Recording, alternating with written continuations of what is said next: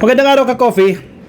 Pero hindi masyadong magandang araw ito para sa mga biktima po ng EJK ni Digong, yung 30,000 na pinaslang nila. At yung mga biktima, yung mga naiwang pamilya ng biktima na nagkaso sa ICC. Dalawang usapin kasi yan. Yung mga biktima, kasi 30,000 dyan, at yung mga nagkaso. Yung mga nagkaso, less than 100 dyan. Sila yung mga tatayong testigo dyan po sa International Criminal Court once na umusad na po ang hearing dyan sa ICC sa kaso ni Digong. Ito ang masaklap. Ito talagang pinairal talaga yung pinairal talaga yung salapi, koneksyon at diskarte nitong kampo ni Digong. Sana hindi pagbigyan ng mga judges ng International Criminal Court. Alam mo, may mga dinedemand itong counsel ni Digong na alam nilang hindi mapoproduce ng mga biktima dahil itong mga biktima ni Digong mahihirap at hindi nila kayang i-produce itong mga hinihingi nila. Itong mga nagkaso na yan, na interview natin yung iba sa mga yan, hindi nila kayang i-produce yung mga hinihingi ng abogado ni Digong. Basahin natin ka, Coffee. Duterte camp wants victims to suffer grave injustice twice over, sabi po ng isang abogado. Yung mga dinedemand nilang identifications, halimbawa passport, driver's license, doon sa mga biktima na hindi naman lahat kaya magpaproduce ng passport. Kasi ang sinasabi ng abogado na ito ng ICC, kinakailangan i-limit ng korte yung pag-accept doon sa mga dokumento na ipapasa ng mga witness. Itong abogado na to, itong Kaufman, hindi niya nga alam yung sitwasyon dito sa Pilipinas na hindi lahat ng tao dito may passport.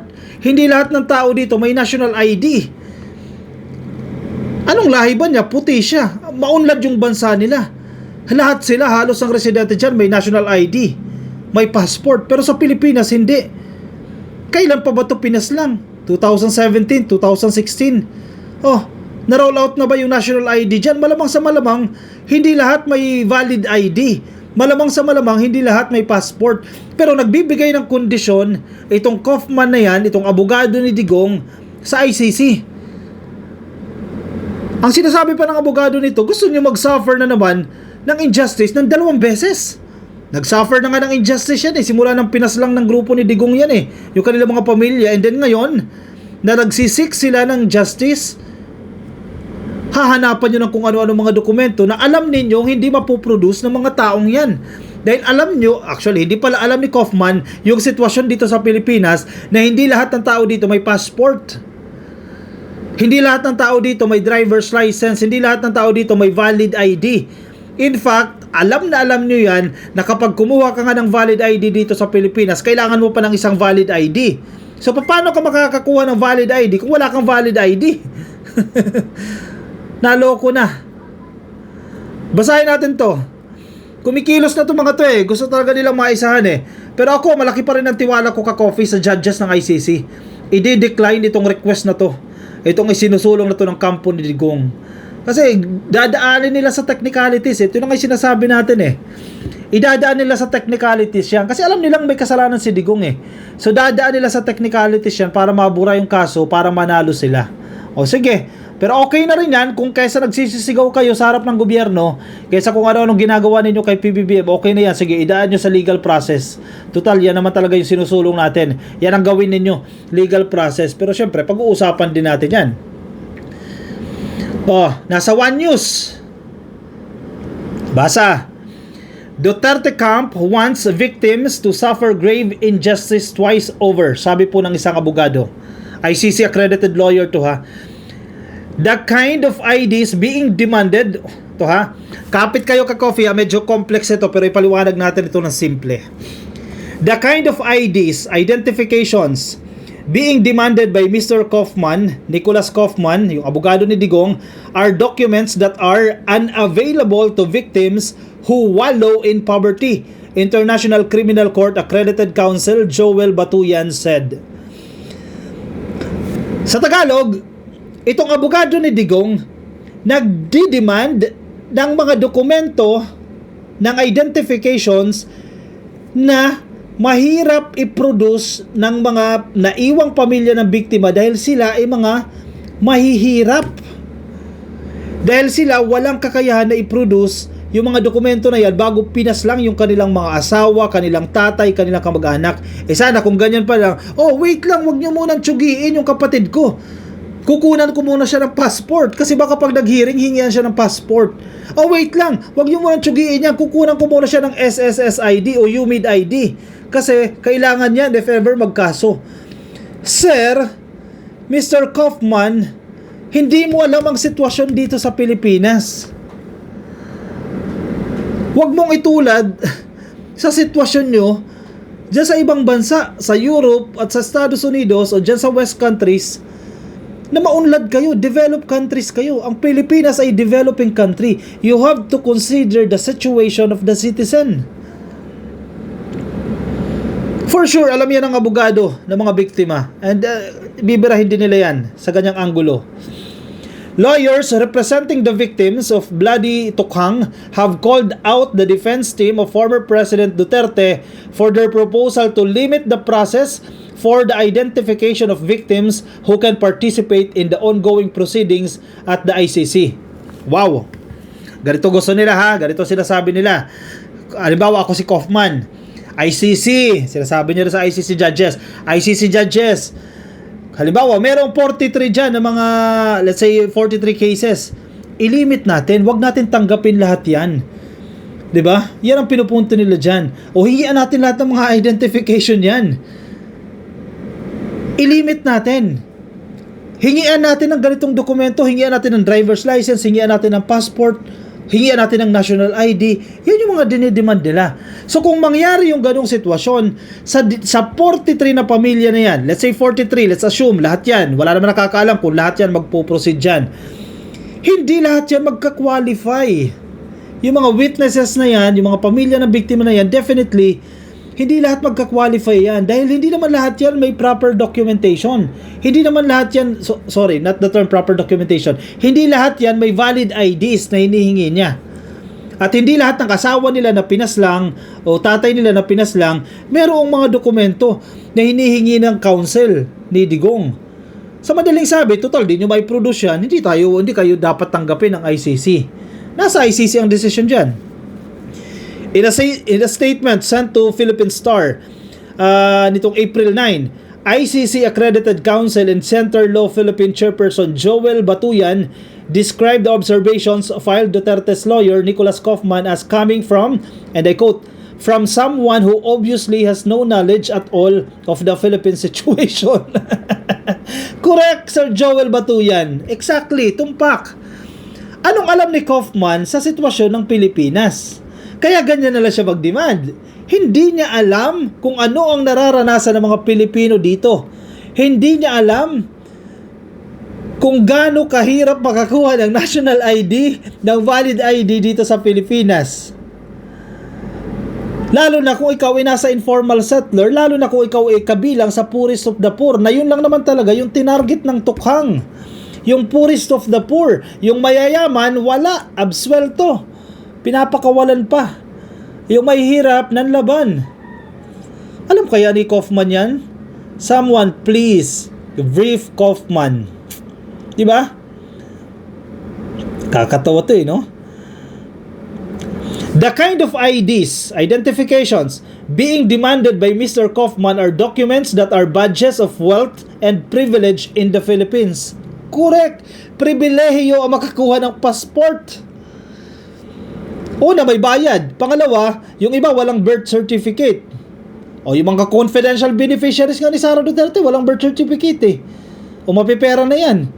Ano pa tong mga mahihirap? Hindi lahat may passport. Aminin nyo yan. O sino? Siguro yung mga nakikinig sa atin, medyo nakakaluwag-luwag. Nasa ibang bansa. O may mga Wi-Fi, may mga passport. Pero itong mga biktima na to, going back noong 2016, hindi lahat yan may passport. Yung iba dyan meron, yes. Pero marami dyan ang walang passport. In short, kung wala kang passport o hindi namin i-admit yan sa ICC, yan ang gusto mangyari ng kampo ni Digong. Horrific. The kind of IDs being demanded by Mr. Kaufman are documents that are badges of wealth and privilege in the Philippines. They are unavailable to victims who wallow in poverty and who constitute the overwhelming number of people na chinugi po ng kanyang kliyente ni Digong. Talaga nga naman, oh. Gagawin talaga nila diskarte. Sige, technicalities talaga. Nakakatawa to na nakakainis to, ha, dahil sinasamantala nila. Buti na lang talaga may mga abogadong tumutulong sa mga biktima na yan. Kasi kung hindi, ikaw, halimbawa, mahirap ka. Oh, informal settler ka galing, di ba? Lalaban ka pa ba? Kakalabanin mo dating presidente kung walang tutulong sa'yo? Ipamasahe lang papunta sa dahig, mahihirapan ka. Kumuha nga ng passport, mahihirapan ka. Sa tingin mo, ilalaban mo pa yan? Buti na lang may mga tumutulong sa kanila mga pare, may mga abogado. Kinakatawan sila. Diba? Kung hindi, wala. Lugi. Walang hustisyang makakamit. Na yun ang nga nangyari sa Pilipinas nung panahon ni Digong. Ito na nga sana yung chance eh. Nagdadya na sa ICC oh. Tapos didiskarte yan pa nila. Kaufman in his April 7 filing said the ICC pre-trial chamber 1 handling the proceedings should, and I quote, insist on the production of a national identity card and or passport containing an up-to-date photograph. Grabe si Kaufman, oh. Nag-i-insist. Gusto niya, inuutos siya, ini-insist niya doon sa mga judges na hingian ng national ID. Sir, wala pang national ID nung panahon na yan. Lately lang naman na-launch yan. In fact, lahat nga, hindi pa lahat ng Pilipino may national ID. Oh, nagde-demand siya ng national ID and or passport containing an up-to-date photograph. Demanding. In the absence of such, he said the chamber should adopt a system limiting the documents that may be accepted to identify victims of tukhang. O sige, kung wala yan, edi wag na muna siguro natin tanggapin. Yan gusto niya siguro mangyari. Hindi siguro enough yung CCTV footages. Hindi siguro enough yung mga testimonya. Kaufman said limiting the range of accepted identity documents enhances the reliability of the identity verification process and significantly reduces the risk of fraud. Wow! Wow! Wow! Wow! Wow! So pinagbibintangan pa pala itong mga biktima na to na mukhang magpo-fraud pa kayo dyan, mukhang manloloko pa kayo O anong gusto niya? Dalhin yung bangkay doon sa ICC? Hukayin yung mga bangkay na pinaslang para ipamukha sa kanya na umabot ng 30,000 yung chinugi? O pareha sila ng linyahan ni Sara Duterte. Asan daw yung mga pangalan ng 30,000? O gusto nyo hukayin lahat yan? Dalhin sa inyo? Talaga nga naman kayo, oo. Magkano talaga ang binabayad sa inyo dyan? Definitely malaking halaga. Pero para ipagkait nyo yung hustisya sa mga biktima, gagawin nyo yan, makonsensya naman kayo. Earlier, ICC Assistant to Counsel Cristina Conti said the observations submitted by the defense are out of touch and harsh, obviously intended to exclude majority of the victims of Duterte's tukhang on drugs. Correct. Malilimitahan talaga. Ilan lang makakalusot dyan? Once na pinanigan yan ng judges ng ICC. Pero ako, I am confident, tiwala ako dun sa 3 babae na judges ng ICC na hindi nila papanigan, hindi nila papakinggan itong sinasabi na to ni Kaufman. Their insistence on the use of national IDs is unrealistic. With the abstention and issuance of the cards plagued with consistent issues of delay, their suggestion to produce passports is anti-poor, as only the socially mobile have the luxury to avail of cross-country travel. Correct. May nakapagbiyahe ba doon sa mga tinukhang nila? Lahat yun mahihirap. O hindi man lahat, majority doon mahihirap. Kasi yun lang naman ang tinarget nila. Mahihirap. Iba mga estudyante o 3-year-old. No, sa tingin mo may mga passport na yung mga yan. Yes, yung mayayaman. Pagkasilang pa lang, kinukunan na nila yung passport. Pero kung mahirap ka, hindi mo priority yung 3 taon gulang mong anak, nakukunan mo ng passport. Siyempre, pambili mo muna ng bigas yan. Limiting the list of possible proof of identity only discourages victims unnecessarily, almost heartlessly, sabi ni Conti. Sa ginagawang ito ng mga abogado ni Digong, siyempre, mawawalan din ng gana yung mga biktima. Mahirap na nga kami, mas lalo nyo pa kami pahihirapan. Yun eh. Makonsensya naman kayong mga abogado, kayong gahaman. Pahihirapan nyo pa lalo. Biktima na nga yan. Pinaslang na nga yung mga kamag-anak niyan. Pahihirapan nyo pa hingian tong mga valid IDs, passport, national ID na hindi naman ini-issue ng libre dito sa Pilipinas. Diba? Batuyan also called out Kaufman's proposal to appoint ICC's Office of Public Counsel for Victims as the sole representative of the victims while the common legal representation is still being finalized.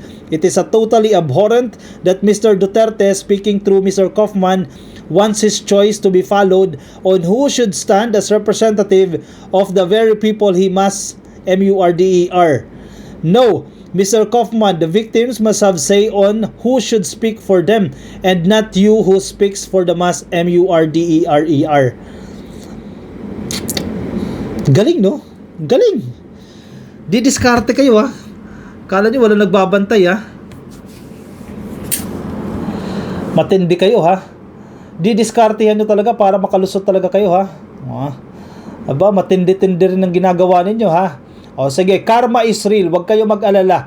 Kakarmahin din kayo sa ginagawa ninyong yan. Ayan, ginagawa nangyayari kay Duterte. Karma na yan sa ginawa niya eh. Tapos ngayon, yung mga biktima, mas pahihirapan nyo pa. Don't worry, may balik din sa inyo yan. May karma din na babalik sa inyo dyan. Pahirapan nyo pa yung mga biktima. Hindi nyo ba alam na naghinagpis yan? Yung mga na-interview natin, the senior citizen, 70 years old na yung asawa. Pinatay ninyo, chinugi ninyo, naiwan yung isang nanay. O yung isang magulang, tinanggalan ng anak. O naghahanap buhay. O mag-isa na lang siyang namumuhay ngayon. Nangangalakal. Ano pang buhay niyan? Tinanggalan nyo ng karapatan mamuhay. Diba? Tapos ngayon, kayo pa ang biktima. Hoy, gising! Gising, gising, gising, gising sa katotohanan. Nadadaan kayo sa salapi. Kayo ang suspect. Hindi kayo ang biktima. Huwag kayo magpanggap na kayo ang biktima. O siya, sige. Ako yung magpapaalam muna pa samantala sa inyo ka-coffee. Yung mga nasa Facebook, pasuyin na lang. Baka di pa po kayo naka-like and follow sa ating Facebook page. Please like and follow mga nasa YouTube. Click lang po na subscribe and hit the notification icon para updated kayo sa ating mga bagong upload. I will see you ka-coffee in my next video. Paalam po sa inyo. Bye-bye.